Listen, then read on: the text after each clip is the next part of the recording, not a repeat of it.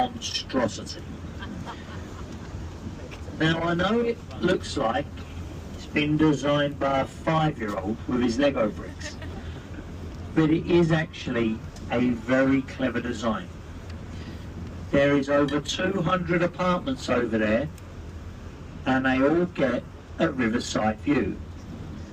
More views of the river, the more valuable the property.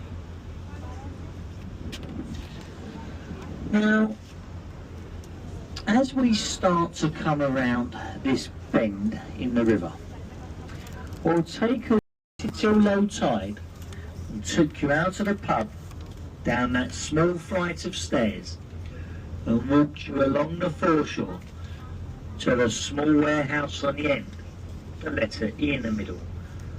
That's the execution dock. The Grace of Wapping, you would have been chained to that beach and left there for 36 hours. 3 full tides would then pass above your head before you was pronounced well and truly dead. The last pirate to be executed over there was Captain William Kidd, and that was back in 1701. The charges against them: piracy, smuggling, and non-payment of government tax. If you'd done that today, you wouldn't get the Grace of Wapping. You would get community service or a seat in the House of Lords. Now to the right, above the buildings, we have a church spire, St Mary's Church of Rotherhithe. Now in the graveyard of that building lays the remains of a man called Captain Christopher Jones, who I'm sure none of you have ever heard of. But if you keep looking to the right, it's a British and American flag over there. As we go past, there's a pub behind it.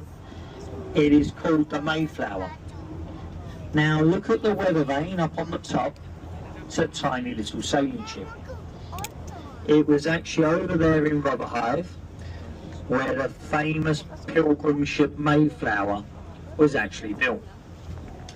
Captain Christopher Jones, who's buried in St Mary's, he was the captain and part owner of it. It set south from there in 1620. It went down to the south coast of this country where it picked up the pilgrims. And